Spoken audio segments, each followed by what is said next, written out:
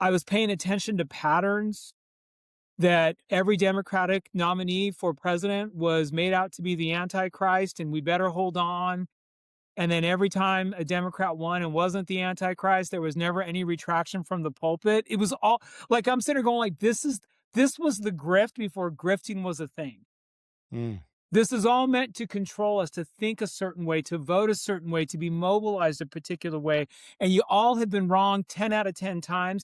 And not one of you has the humility to say, I got this wrong. I'm not like, nah, man, I'm not doing that anymore.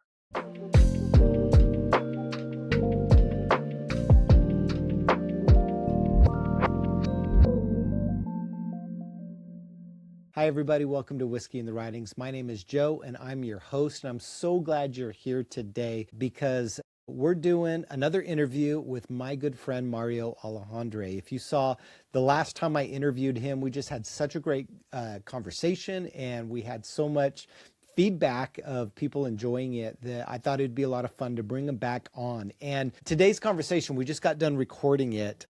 And just so you know, I mean, this is a little bit different, but today I am drinking some Japanese whiskey. This is some really, really good whiskey that was a gift to me. You've heard me talk about Japanese whiskey in the past. I won't go into it here because I want to get right into the episode. But we're talking about growing up in the 90s as Christians. We're talking about our experiences with kind of the culture, the subculture of Christianity that was created in those decades, and reflecting on some of those experiences. And so if you are someone who is a bit older like us and maybe was around in the 90s, maybe early 2000s, you'll resonate a lot with this brand of Christianity as we reflect on it and the outworking of what that brought to our lives. And so it's a real great, honest and raw conversation about that.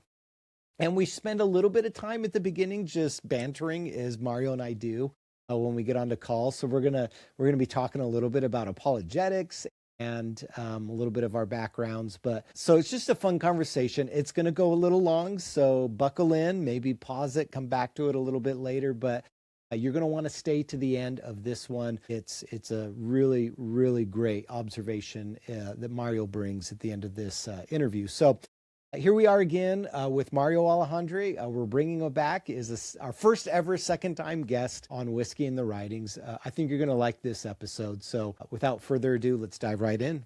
Cheers. I actually talked about, so we're still in the Easter season, right? It was the fourth Sunday of Easter. And, a lot of non-liturgical churches have already kind of moved past Easter and they're into other sermon series or topics.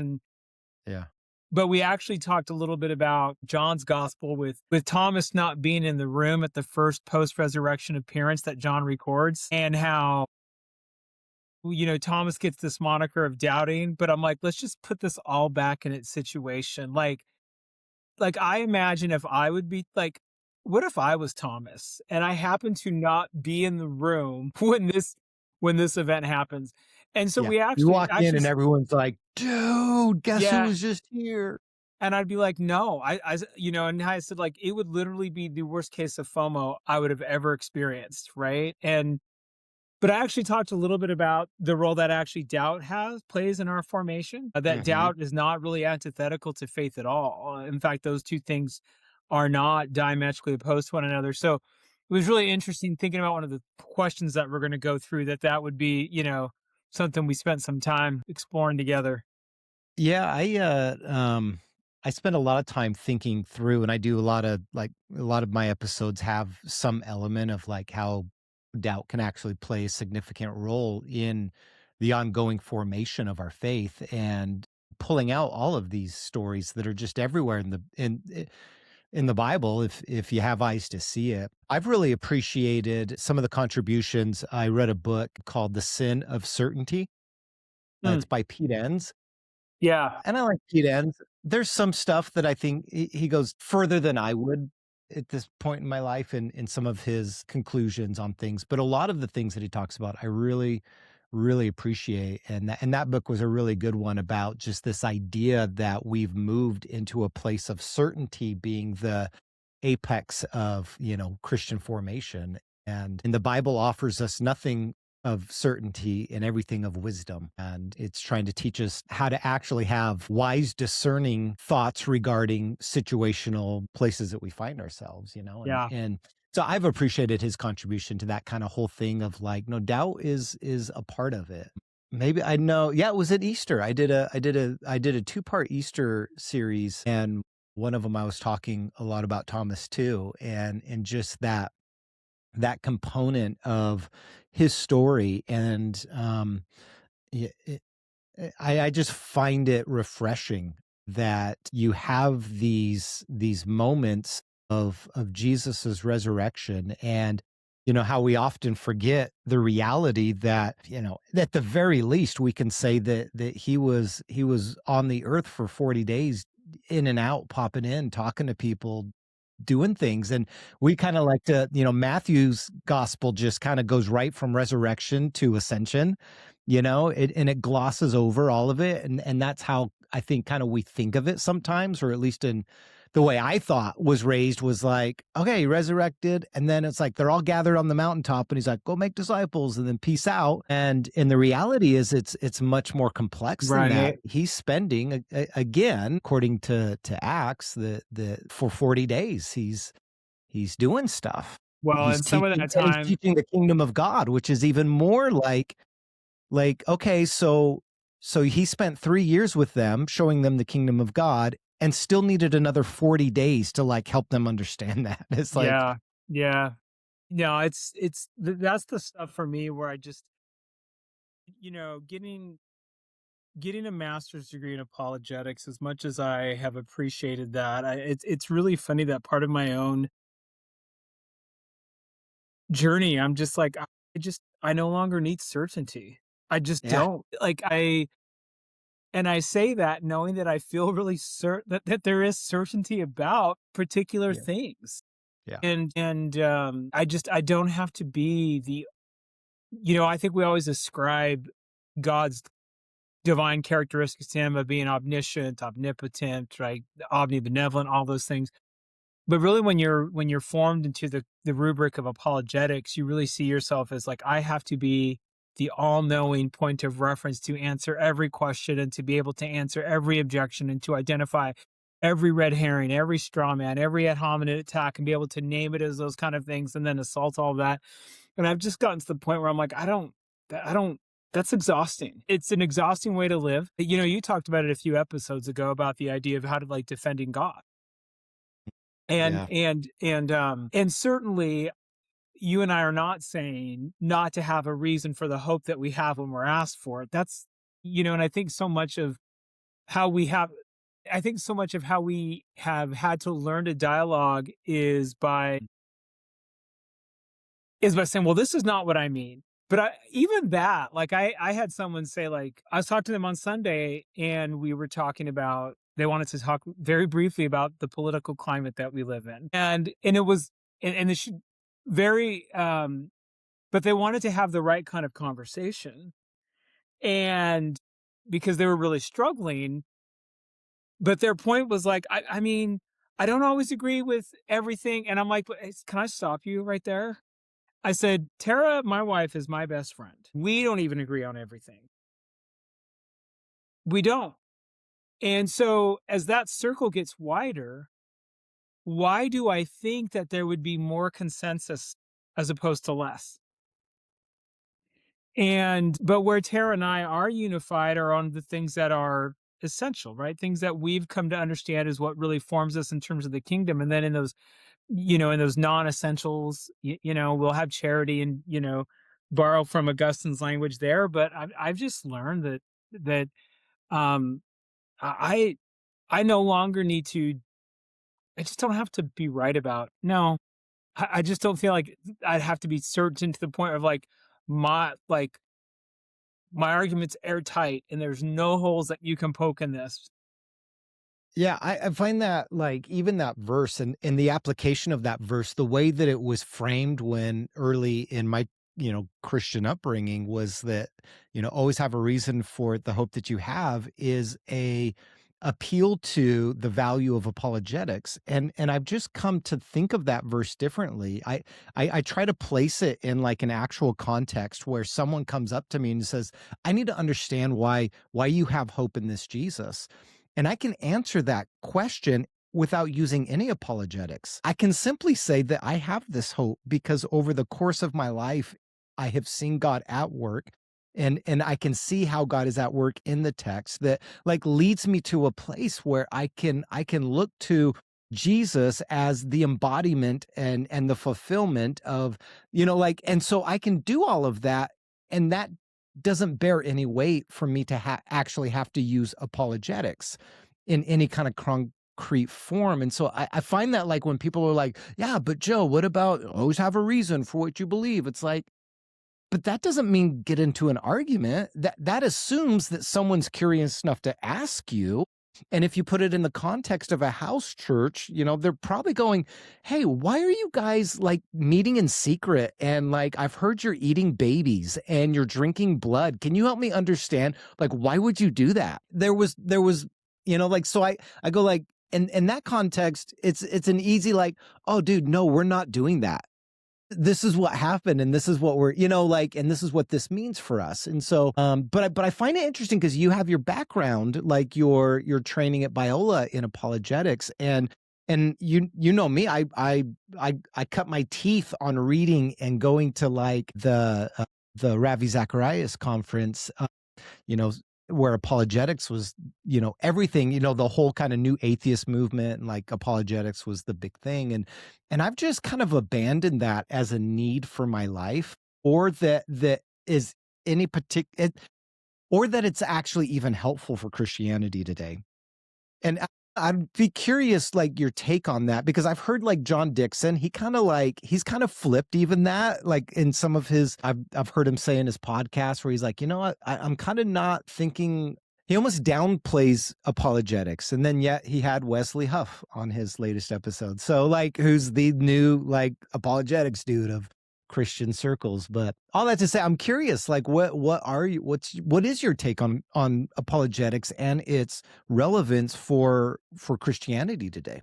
Yeah, so it would be disingenuous of me to say like, it's all like, see you later. I don't know that there's any one of us who are trying to live our faith out with Jesus authentically could say like, there were some things within that season of my life that have been really formational and important for me to think through how I think through particular things. I think for me, where I land on the topic of apologetics as a discipline, maybe in light of how I see it anchored into that text from First Peter, right? So you mentioned it a little bit. Even so, like, hey, tell me why you have hope in the midst of this community seems to be persecuted by people on all sides. No one seems to want you around. People are really after you. Like this whole idea of what really marks your community as suffering. Why do you have hope? And this is the part of where Peter's like, in your heart, set apart Christ as Lord and give a reason for the hope you have with gentleness and respect. So you consider Paul's language about the idea of being an ambassador of reconciliation, that we make our appeal to others as God himself were making his appeal. I think where I've really come to still value, there is a kind of apologetic in the most authentic sense of the word that a beautiful life can actually offer. And so there are particular people who are still within the discipline of apologetics proper, who still live really beautiful lives for me that I find still very attractive and winsome, even if they would not describe themselves as apologetics. So I'm probably with you. I don't know. I don't consider myself an apologist. I have a degree in it. It's not even how I engage. But there are times when the ways in which I had how I was how I learned to approach particular things is still very helpful to me. I couple that a lot with my undergraduate work in philosophy, and so some of those things for me just become tools in a toolbox. But for me, I think what the most beautiful apologia is, and even in the sense of like Justin Martyr, the ancient Christian documents, I just think it is a life that is well lived, that embodies wisdom, that is beautiful, that can embrace suffering, that can speak truth to power, that can articulate the kingdom of God in a world that's around them, and basically say, this is why I still have an anchored hope in Christ and his work, and you're invited to wrestle with that. And I believe it. I believe it in such a way that I think you should think you should consider this for you as well. And so, yeah, Well, we're not here to talk about apologetics today. that was the prequel. That's the prequel to This Is What You Get When Mario and Joe Get on a phone call together. Rabbit trails galore. But we are going to try to be a little intentional and talk really just about Christianity, and in particular through the lens of the world of Christianity in like the late 90s, mid to late 90s, early 2000s, the impact of that culture and how that's being played out today in good or bad ways. And we're just going to reflect a little bit because Mario and I both share more Mario than me.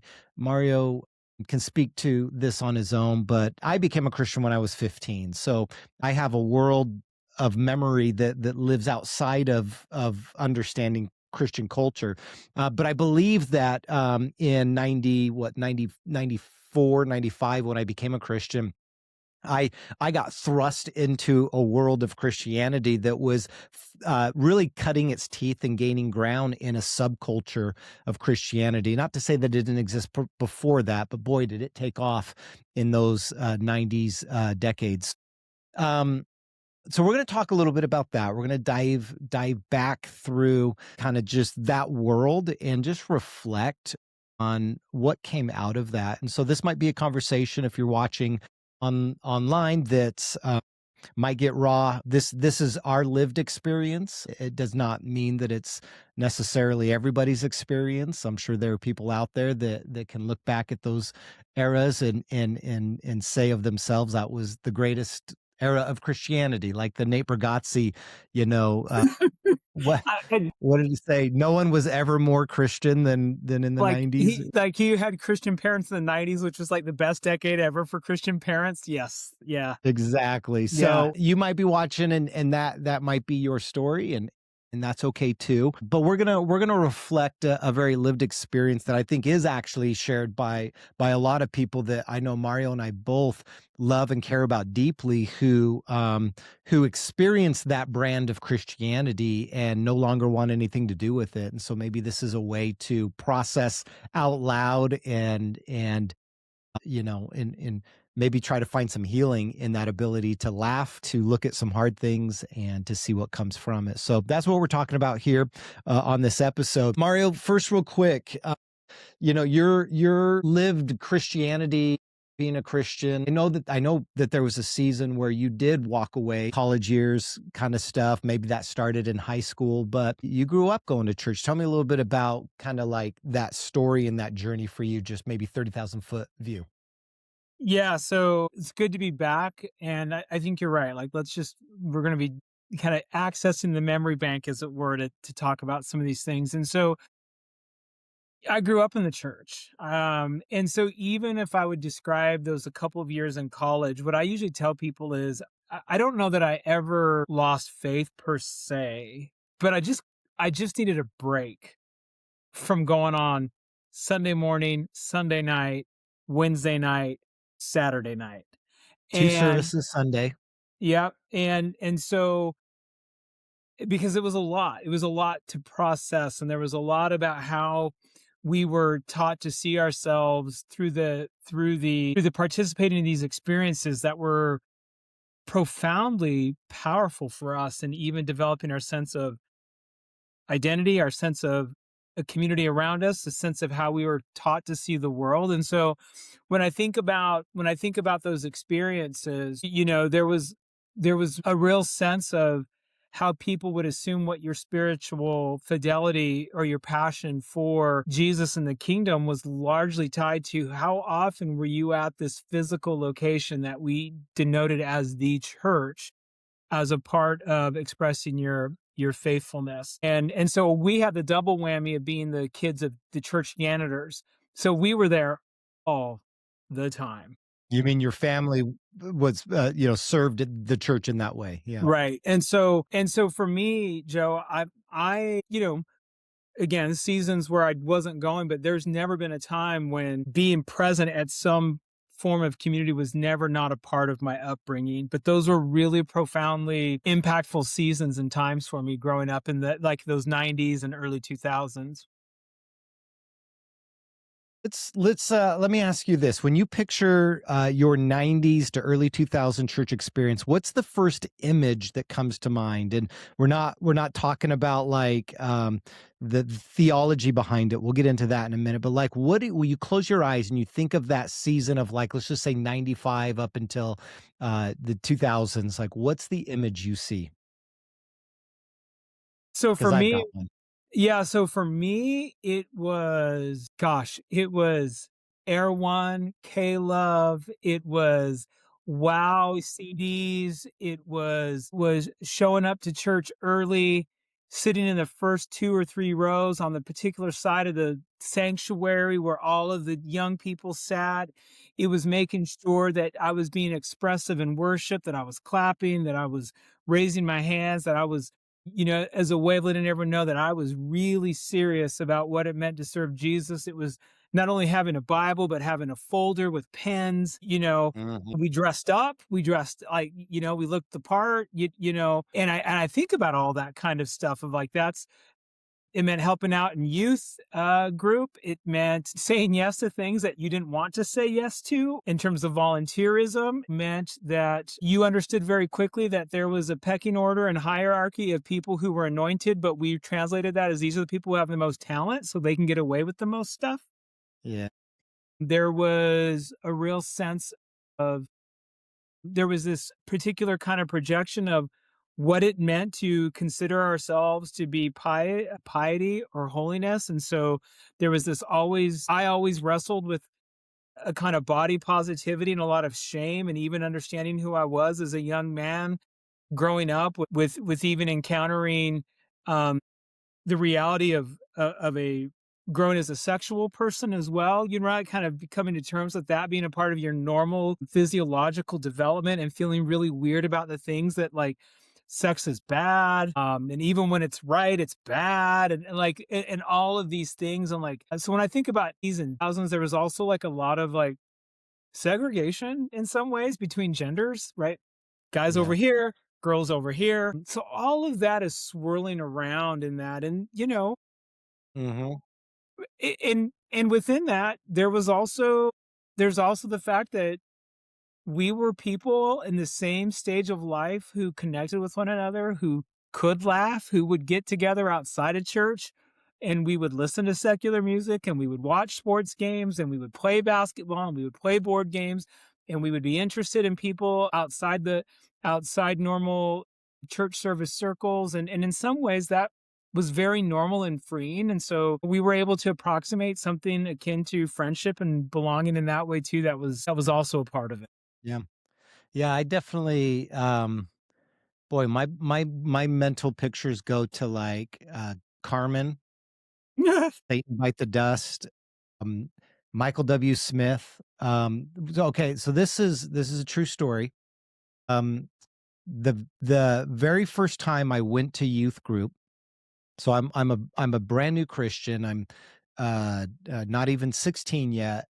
So 15, and I went to the Wednesday youth group, and I remember being introduced to people, and they invited me to a concert that was happening that weekend, that Friday night, and it was a Carmen concert. And I remember being picked up by Tim Cordova, and he took me to this concert that, again, I didn't grow up Christian. And so this Everyone was was like I bet everyone was just geeked for this thing, right? it, dude, everyone's like, "You like rap music? You're gonna love Carmen." Like, and I'm talking about like I grew up on Wu-Tang and Naughty by Nature and like and so I'm like, "Yeah, I like rap music." And they're like, "You're gonna love Carmen." Monica Miller, I know you watch this channel too, so I gotta throw you out. Monica, love you. You were in the car. It was you, me, Tim Cordova, and I just yeah, so, like, my brain goes there because that was such a core memory of, like, "What am I stepping into?" But, like, Stephen Curtis Chapman, our youth pastor, loved him, and so there was a lot of that being played. I think of, like, Life Application Bibles, NIV, like, the big, thick Mhm. in fact, I still have one of my first ones on the shelf. Hold on. This'll be fun.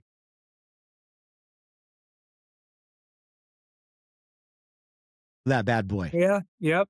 Yeah. Remember these full life application NIV? Let me see. What year was this? 1997. Yeah.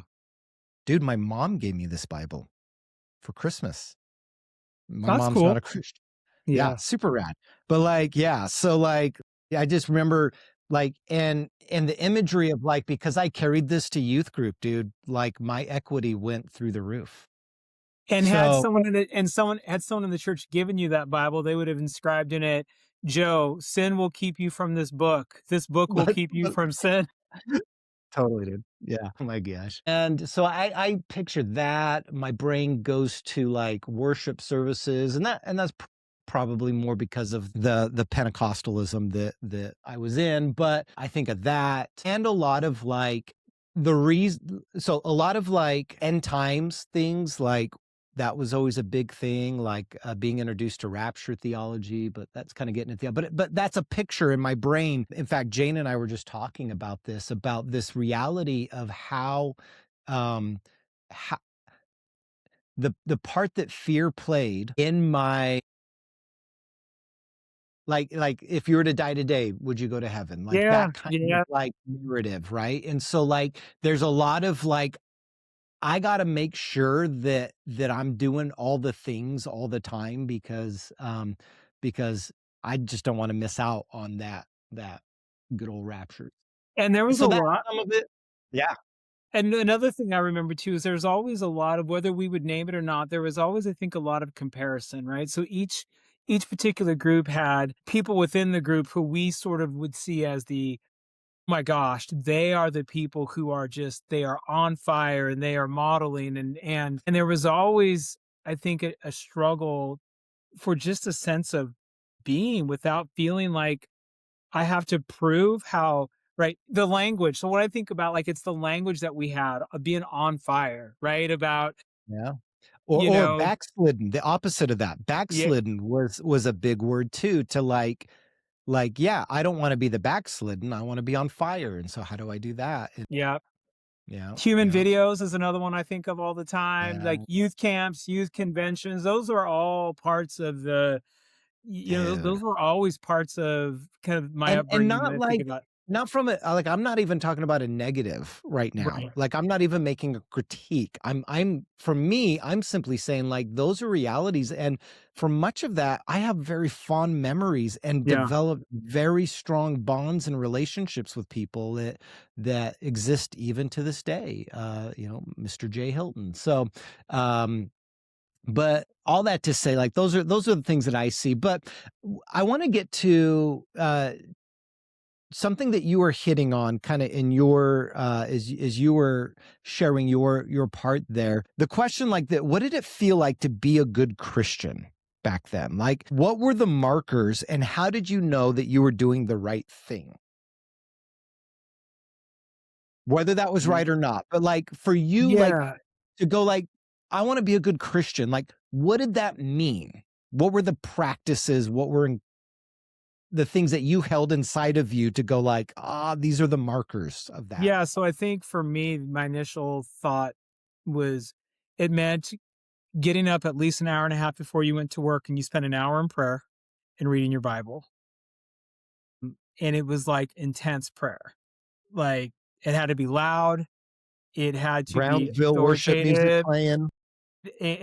and that had to be every morning.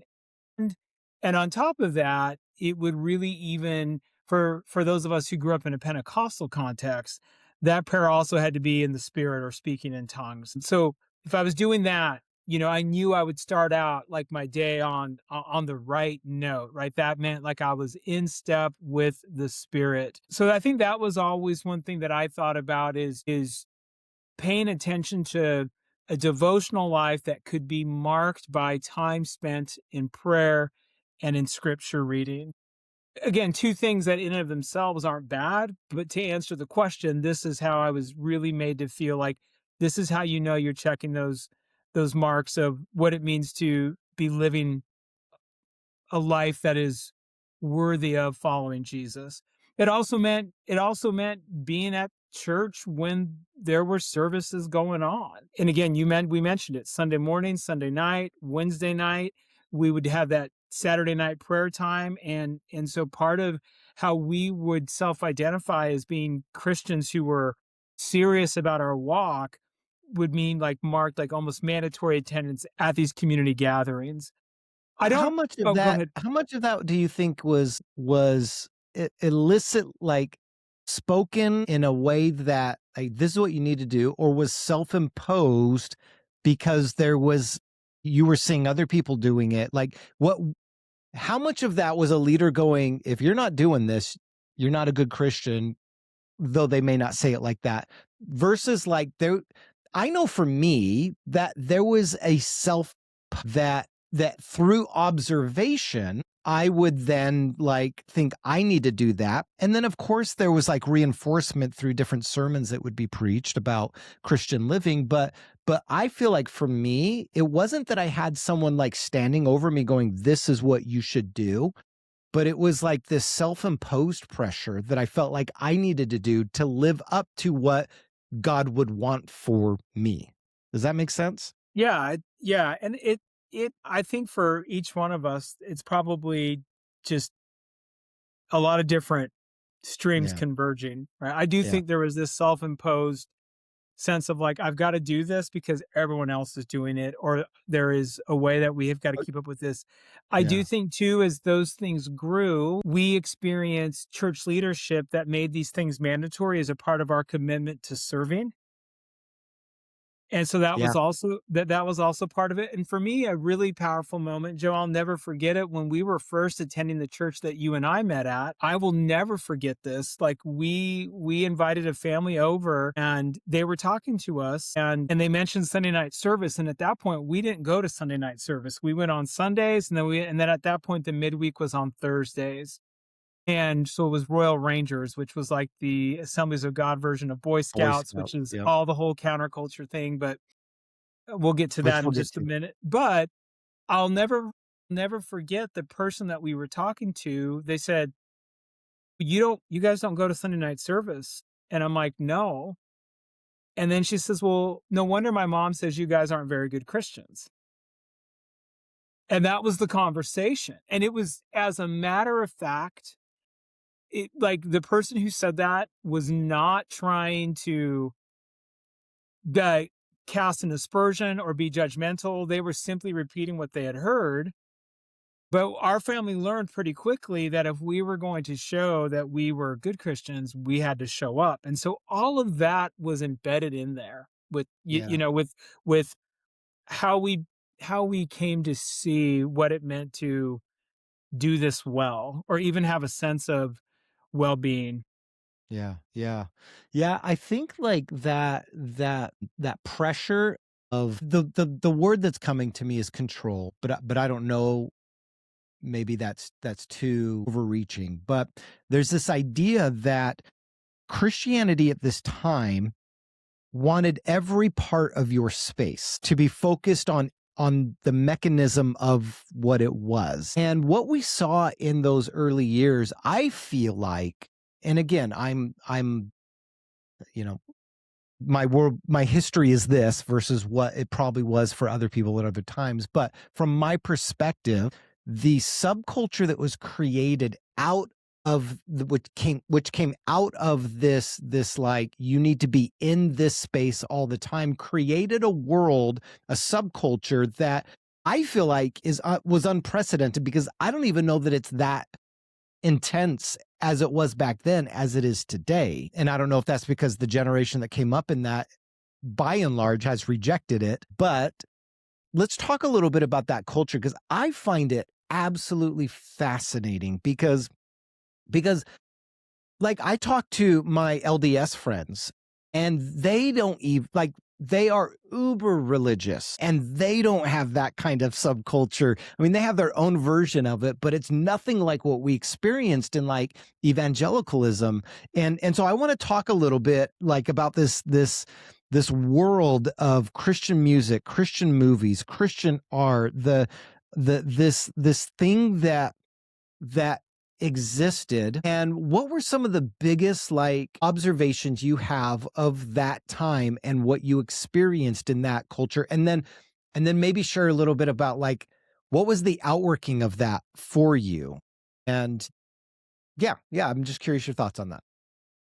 So I think thinking through those things, the reality was is as a kid growing up in that, there were some of those things that you mentioned that that I said, "Oh, I like that," right? There were certain like, I remember getting excited going to Lifeway bookstores to get the latest, wow compilation of music. So, really, I think what's underneath it within Well, hold particular. on. So let me interrupt you there real quick. Is there a Christian band that you were introduced to back then that you still enjoy listening to today? Do you still listen to what was the Oasis Delirious? Was it Delirious? So I'll still listen to Delirious. Okay, the Oasis version of I will always listen to Vineyard UK. okay, okay, Like, I yeah. still they still find their As like a way. worship just to Yeah. have So, on, yeah, yeah. I will anytime someone turns on "The Lord is Gracious and Compassionate" and it's got the horns playing and all of that, like, I'm still there. Yeah, there's probably like, I still think Jars of Clay is pretty good. Like, I'll still listen to My Jars of gosh, Clay, I haven't listened to them in forever. but a lot of the stuff that we did listen to, I'm like, yeah, maybe not." Would you believe if I told I did this, and you might not appreciate this as much as I think our friend Jay would appreciate this, but the other day I was like, I needed something to get my mind like I was working on, like I needed something to fire me up. I put on the OC Supertones. Okay, yeah, Jay would y'all can have the OC Super like, I was like, all right, here we go. And I just um started plugging away. yeah, Anyway, but I mean, sorry. there's still like, I still love, some of those artists that had some crossover appeal, like Sixpence None the Richer, I still would enjoy if I Yeah. heard listen to their music now. Speaking of, again, our friend Jay, like, I still enjoy when I hear 10 Shekel Shirt. Oh, Going like, oh gosh. yeah, I hear those songs, and I would say this, that some of those memories, they're not all negative. Like, some of that's like, "Oh, man, I remember this." Like, it's tied to something, especially around the relationship of our friend, like our friend Yeah. group of us spending time together. That's still very real and important. But I would say that by and large, my musical taste have moved on since then. But yeah, but So let's talk yes, about the impact of yeah. this subculture then. Like So what did that do for us as Christians? So I think what it did, well, I'll speak to it for me. I think the reality was this, is that we grew up in a space where we were taught to see the world as out to get us. That the world itself was bad, that it was going to be judged and destroyed, and that it was all going to go up in flames. And that we were to be in the world, but not of the world.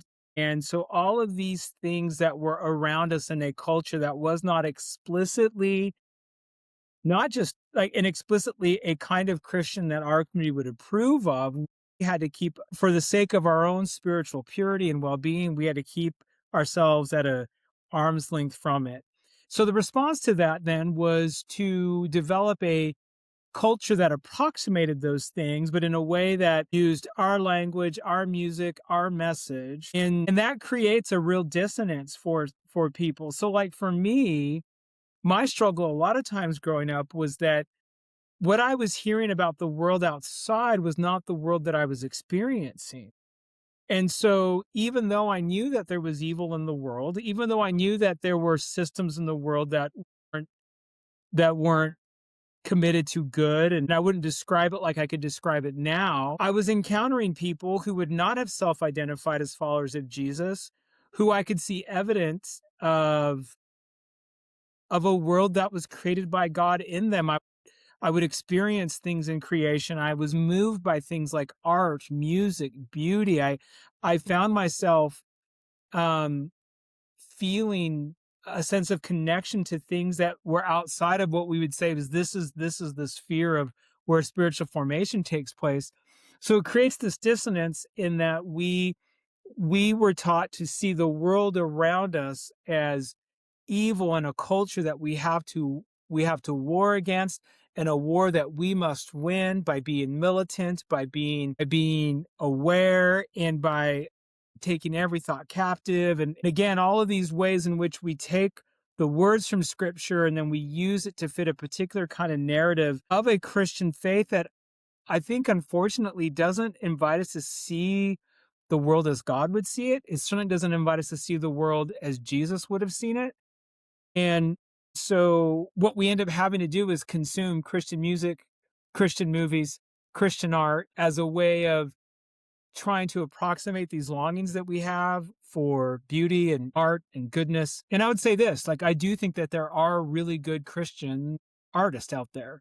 So again, this isn't one of those things where it's like it's an either or, but this whole idea of like, here's the subculture. And if you're going to enjoy music with a beat or with lyrics that rhyme or the particular bass line, it's got to be within this world because we know it's safe. And that does over time create a way in which we see the world, which ultimately I think is unhealthy. Yeah, I definitely, as I came into this Christian culture, there was definitely a framing for me that that was riding kind of the coattails of the satanic panic, like this idea that Satan is there, and so he's in the music, and that music, Satan's going to influence you to do bad things. That music's going to influence you to want to, have sex or smoke pot or, whatever that narrative of like, if you listen to this, the outcome that will come from it is that you will become the thing that you're listening to. And that is because of the influence of the devil. And so there was a lot of like that, like if I listen to this, then I'm opening myself up to the devil to cause me to, going back to the word we used earlier, that backslide word, which I think I want to make an episode on backsliding.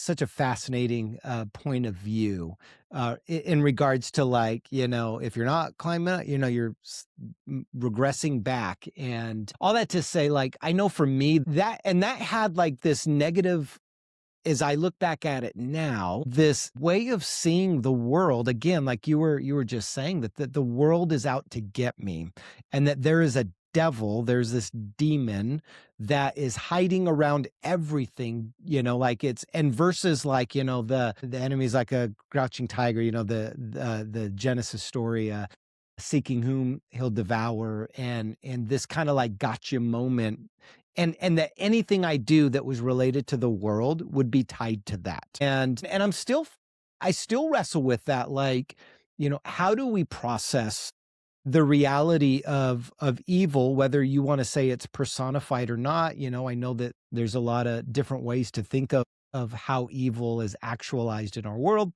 That's not for this conversation. And I also understand the full reality of the distinctiveness of Christians ought to be of the caliber that you see in like, the writings of Peter, where it's just like, hey, you're going to be in communities, but you need to be different, right?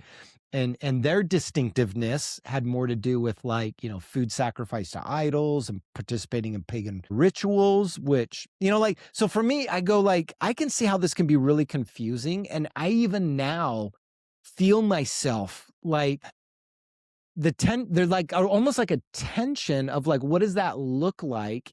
And I don't know, I still feel it in my bones of like this, like, do you ever feel like, and I don't know if that's just something that needs to continue to mature in my own walk where, it's just like, I mean, I carried that stuff into my marriage and it took a lot of counseling to like learn how to like, oh my gosh, the amount of pressure and guilt and shame I put on my wife through bad theology of like all this fear-based, it had a negative outlook in my life. But I definitely, like, for me, that's how like that culture was like, yeah, it's us versus them. And so get into the church where it's nice and safe. And the more you're here, the more you're protected, more we can make sure you're doing the right things. let's burn those CDs, let's take down those posters, and I'm like, obviously there's like wisdom, right? And in how, like, of course there is content that we need to be wise of that we let into our lives, right? Like, yes, we need to exercise wisdom with anything that we put in front of us. But the grand sweeping narrative of just the world in general was like, I missed out on a lot in my family. I've had to repent to my parents because I'll tell you this, and this is like, I don't, so, my brother took his life a few years back and he battled with addiction and there's a whole thing about that. But about 3 months before my brother's passing, we were talking on the phone and we were never really close, but we were becoming closer. He'd just gotten out of rehab and it had seemed that it had took and he seemed well. And we were talking on the phone and I remember saying to him, I said, Hey John, you know, I'm really sorry for the amount of time that I just ignored you guys because I was so busy at church, because when the doors were open, I was there and I missed out on so much. And I'm sorry. And he said, Joe, the truth is you did abandon us and we all felt it. And he wasn't doing it to be, a jerk. We were having a moment where he was like, for the first time, like honestly going like, he was the first person in the family to go like, yeah, Joe, we all felt like you just left us. And I regret that, Yeah. and I hold in my hand this like duality of like, I had some wonderful experiences that were formative for me that I love dearly. As much as I loved some of those experiences, it came at a cost that as an adult now I look back and I go, I don't have the relationship with my family that I would like to have now. And it was because there was a decade of my life I ghosted my family because in some ways I thought they were evil and the enemy. Yeah. That makes me feel terrible inside, but that world was created for us. Right. And we could also be made to deal with the dissonance of that reality by someone saying, like, well, listen, you have to, like Jesus said, you have to hate your father and mother. And so there was a way in which We there's a way in justified which it. all of that could have been rationalized. But I think, Joe, to kind of reflect back with you, you're right. Like all of this for us, at least for me too, is this idea of how can I discern these things in a way now where my life can begin to approximate something that more embodies what is really more authentically true and real about the message of Jesus. I couldn't imagine having that kind of conversation, with your brother. But like you said, like you're having a moment, and I'm grateful that there was space for him to be authentically real with you about that. And we all have those kind of regrets. We all have we have those regrets. I grew up in a church. I grew up in a space wanting to be intellectually curious about the world, being told like, why would you want to study why would you want to study this? Like that's outside the realm of what Christians study, or and there was this in between of like, how do I have a like these, for better or for worse, this is my family. And I don't know how to exist outside of this community. And I'm grateful that now I realize that no, there are healthier communities in which I can exist in and explore those things. But then also now I can incarnate something different to my own kids, to the people around me, to friends who have a different position on faith but are willing to talk, and to have it really be beautiful and real and authentic. And I become, I think, a more fully formed version of who God intends for me to be by virtue of those relationships. And so one of the best things I heard from Kendra Deal, who was a professor, and it was one of those things where she said it, and I've always known it to be true, but to hear someone kind of give it language, and she's like, for most Christians, we start the biblical story at Genesis 3 with the fall. And we conveniently overlook days 1 and 2, where everything is marked with goodness and very goodness. And none of that goodness and very goodness went away by virtue of this event known as the fall. Mm. And to understand that goodness itself is a part of a world that, yes, is still messy, but is still a part of how God created it, was not something that I really grasped until later in life. And I'm grateful I have now. But there is all of these, I think, seasons of unlearning and relearning. But that's, yeah, I do think that this is a part of the reality that sometimes a subculture can, I think, wall us in, right? Intentionally, unintentionally, I would say it's intentional, even though from our vantage point, I know it wasn't. Yeah. Again, I'll say what I said last time, systems are designed to produce the things that we get. Yeah. And so if you're taught that the world is bad, and not only that, you got to get right because you never know at any moment Jesus is going to come back. And dude, I mean, I don't know how deep you want to go on this, but like, we were terrified of sex. We were terrified of the rapture. Most of us, because we were taught that, you know, that sexual ethics is in the context of marriage. And again, we can have that conversation later, but like there were so many of us. I can remember like at Leatherby's with a group of friends, guys and girls talking about like, we all just knew Jesus was going to come back right after we said our wedding vows before we got to the honeymoon. So our whole world was wrapped around these warped ideas that were formed by the way in which we were taught to think about all of these things. Yeah, and we're hitting on the hour mark, and I Okay. probably more than that. But so I gotta we might have to do a part two of this because I have a ton more that I want to move into. But I want to gosh, there's so much. Well, okay, so so we're talking about these like constructs that created systems by which we began to create narratives for our lives and the outworkings of our lives. You know, what's going to make us in, what's going to make us out. And one thing that's left out of this era for me, an observation I have, is that there was never space like discernment wasn't something that was emphasized. This ability for me to discern good versus bad. Good versus bad was defined for me, for us in these era. It was this is good and this is bad. And you just need to not do the bad and you need to do the good. But the ability for us to be wise people, to discern for ourselves, this ability to look at something and make a decision. And there was this idea of like even questioning the pastor was bad.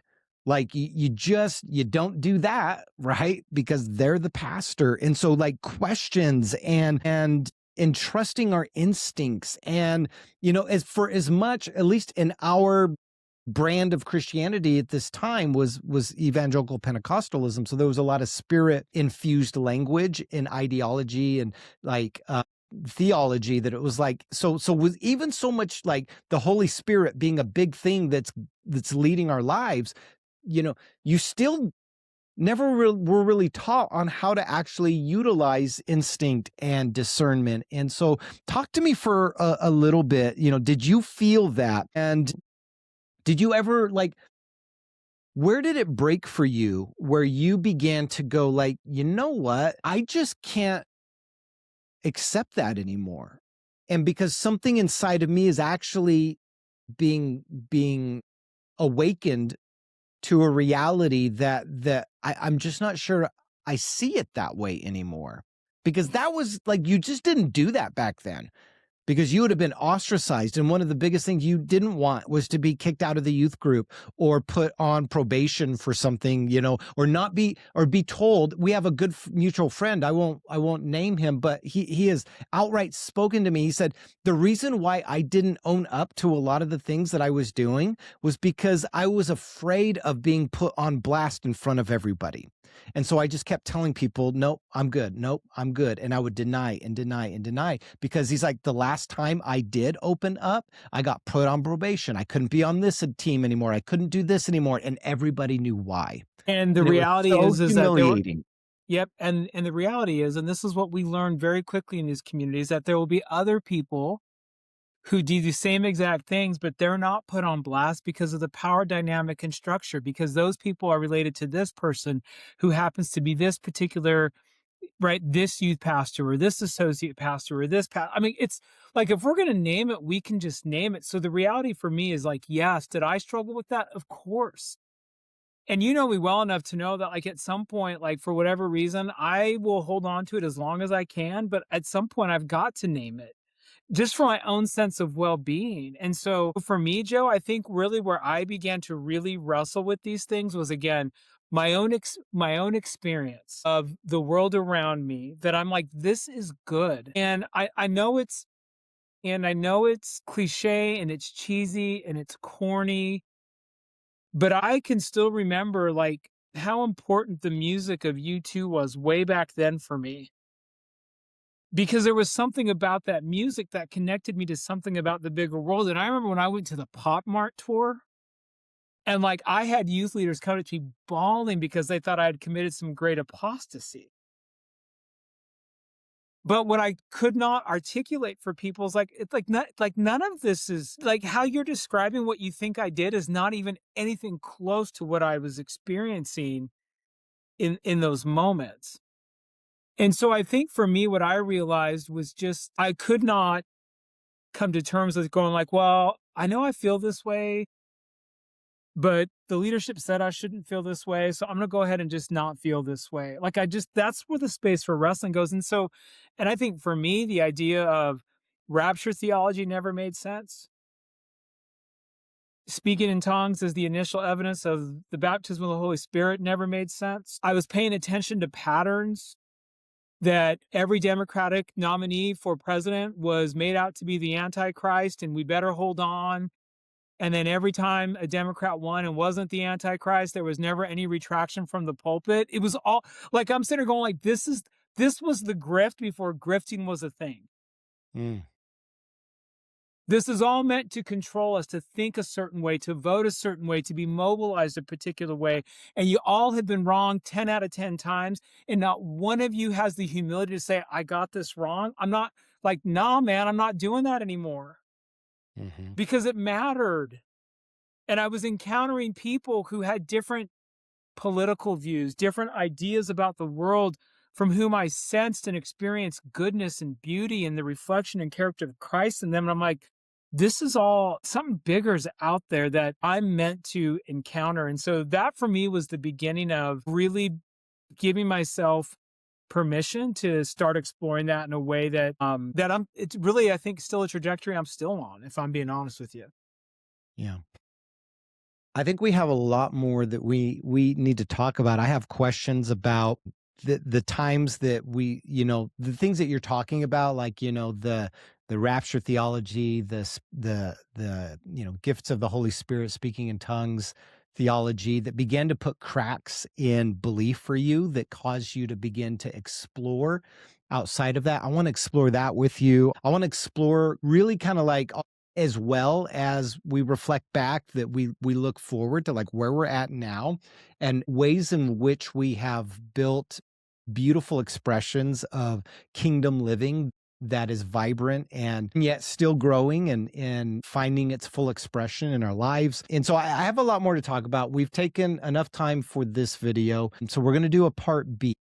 And so, this is a kind of a good little stopping point to prime us for stay tuned for our next video, where we continue to explore some of these thoughts and ideas. Mario, I love talking to you. You are just truly one of my best friends. And so No, thank it's, you for taking some time today and just kind of going down some memory lane stuff and yeah, wrestling with this. no, it was fun. And again, I know we didn't get through everything, and I'm excited for the second part. And I know when people are listening to this, wherever people kind of find themselves on their journey, how we share will kind of hit them in a particular way. And I would say this, like, again, and I hope this has come through even through the course of this hour. I know that there was a lot of things that were problematic, that I'm like, yeah, that's not where I'm at anymore. But the reality is this, man, like, if I'm also going to be authentically honest about it, Without that, you and I aren't having this conversation right now. Right? Like, there are friendships and relationships and the ways in which these things are used to really form us. Even some of the feedback from our previous conversation from people we grew up with who really were like, "I love what you said, but, like, I want you to think about this, like, to be," and here's a person who was a part of that community who has has gone on a different journey, and the ways in which they've been able to speak and share is like, I wouldn't trade any of that for anything. And so there's a way in which I can still, I'll still cling to those things that are good, even if I still think that that those systems that we were part of, no thanks. Yeah, I hear Yeah. you. Well said. Well said. Well, thanks again. Thanks for watching and tune in and stay tuned for our follow up on this conversation of these Christianity and where that's taken us. So, We're old, bro. That's all that means. no, I know. At any rate, thank you, and we'll see you next time. See ya.